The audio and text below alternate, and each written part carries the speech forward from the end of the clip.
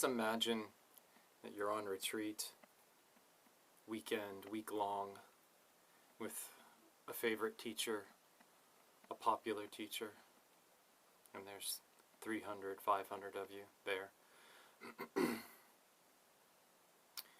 And the meeting or satsang has ended for the morning, and you're leaving the hall, and you need to go to the bathroom, and you slip down some side hallway, and you get slightly lost, and en route you accidentally bump into the teacher. You bump into the teacher backstage. And so while you were in this meeting, there was just this irritating, burning question that you wanted to ask that you just felt was maybe inappropriate or was presumptuous or was naive, any of those things. So here you are, you've bumped into the teacher backstage, and now's your opportunity. Now's your time to ask the question. And if I were in your shoes, the question I would ask, oddly enough, simply enough, is this: what's it feel like? What's it feel like? This awakening. I don't want to know the philosophy behind it. I don't care about the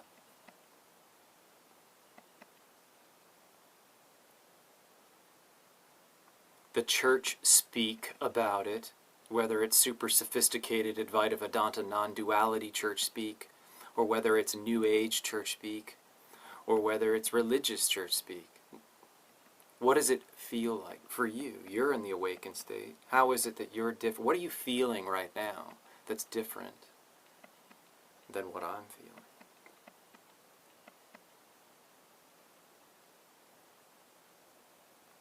So this is the backstage question. That oddly enough, if you've been to, these, maybe they have, maybe it has been asked, but I don't see it that often. And I make it a point to answer this question, to bring up this question, whether I'm asked it or not, because I think it's an important question, and I think you should. It's kind of like going to college without knowing what degree you're getting. What is it? What is it you're studying? What is the thing that you're going to get at the end of the day? At the end of the 4 years. So here it is. So cross your legs, feet flat on the ground. Let's take a few deep breaths first. Inhale 1.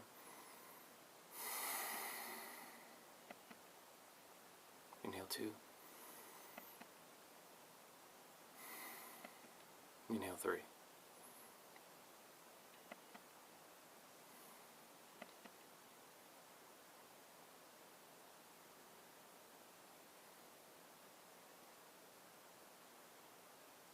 There's two qualities to it. One of the qualities is the ongoing, routine quality. And the other quality is the peak experience quality. I'll describe to you the routine first, the day-to-day operational one first, and then I'll describe to you the peak experience. The day-to-day operational quality of awakening is a knowing of and a feeling of connection to and as truth, as reality, knowing who you are fundamentally, and not having any separation from it, and not having any separation from who you are and reality. So can be a bit heady. Let's define it in another way. Essentially, the ongoing routine quality of awakening is this confidence,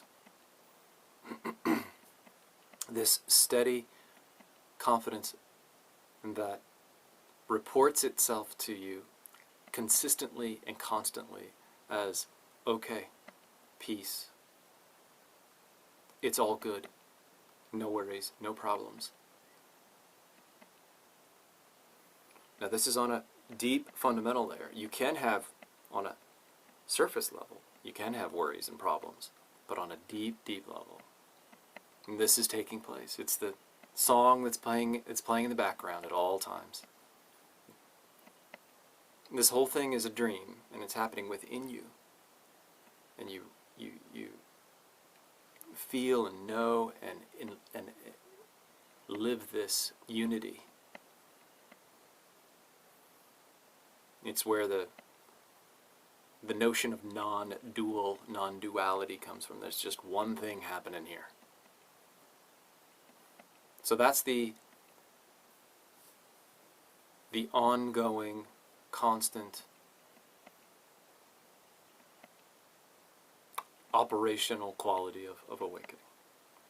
It's the marriage. It's what really the fundamentally of what it's about. Because this quality of it removes suffering, removes existential depression, removes the core root of separation.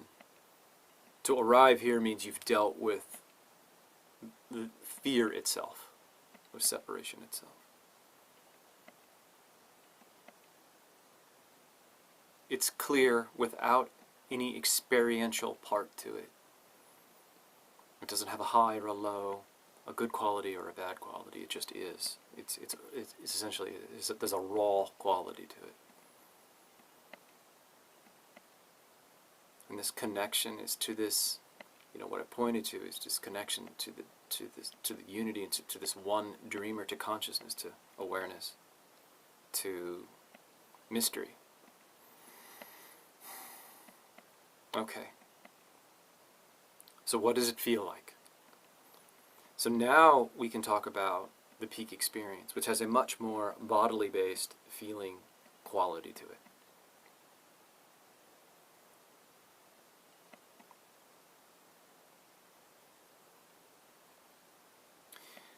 The peak experience quality of blue-collar enlightenment, of spiritual awakening, comes and goes. It's not the constant state. I can purposely induce it, or it frequently and almost consistently happens when I'm teaching, or when I'm reading, or when I'm in a sacred situation, or if I'm at the grocery store. It can be random too.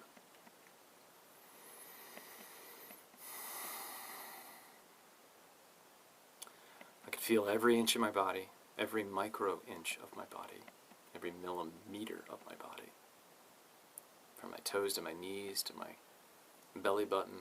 It's all there in vivid color and sensation and feeling. My muscles have relaxed, my nervous system has calmed down. So I feel the legs, there they are. It's in many ways this physical, the physiological aspects of it, or like having a glass of wine. You know how if you have a glass of wine or you drink a beer or something, you feel your legs again? It has that same quality to it, without the side effects. It's blissful. It's a blissful feeling, absolutely.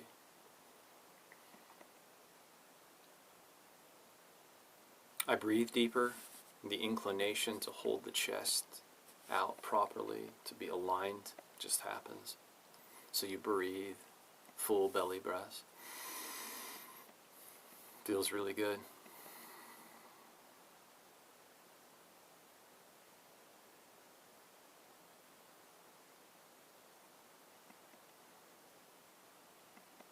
The peripheral vision expands. And this creates, with this peripheral vision expansion, there's a creation of more of a diffuse sense of light that comes in.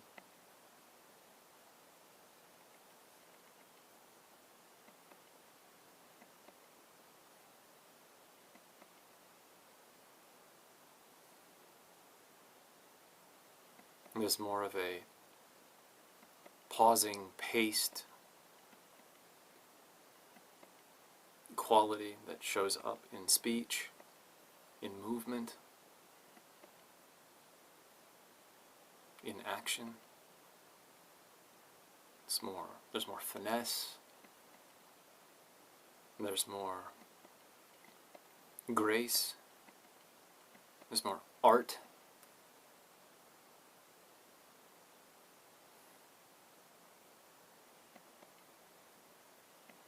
Thinking and emotions drop to the background and have close to zero effect. They still go on, but there's no trouble with them whatsoever in the peak experience state. Now this varies from person to person, but for me, energetically, I have a few charged areas on my body when I'm in the peak experience state. If I haven't already said so, I'm in it right now, FYI. So my hands, the energy comes out my hands, my lips, I definitely feel it in my lips. Bottom of my feet is a place for me. And then I also feel right here in the chest heart center. So energetically, you've got more of a palpable feeling state throughout your whole body. For me, and probably for a lot of individuals, this translates to a better control over the mouth and tongue, and thus how you communicate. You're more clear in your communication. It doesn't translate to eloquence or having a better vocabulary.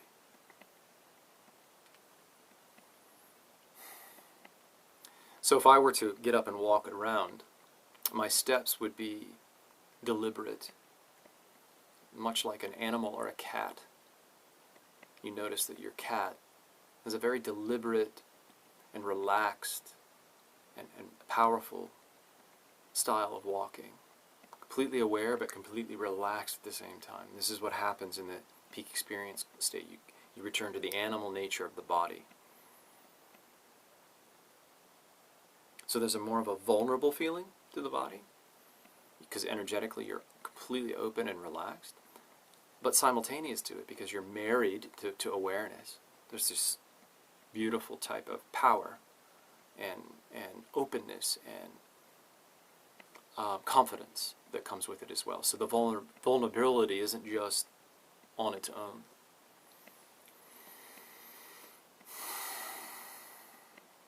That's a deep breath. That's natural to this state. When in the peak experience, for me, taking a deep breath is like taking a swig of whatever, taking a drag on a cigarette, right? Has the same, it's like dropping, has the same intoxicating dropping and dropping state and feeling.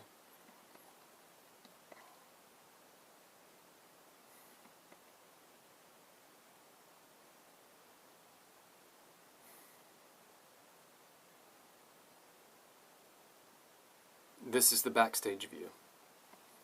This is the question I think should be asked more often in these teachings.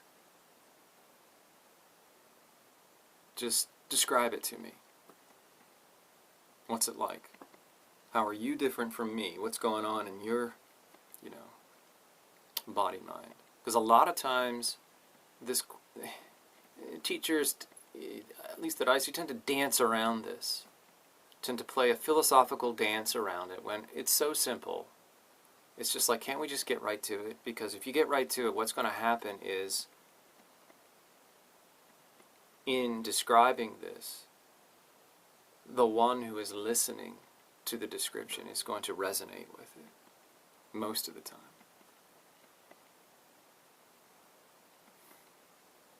So here it is.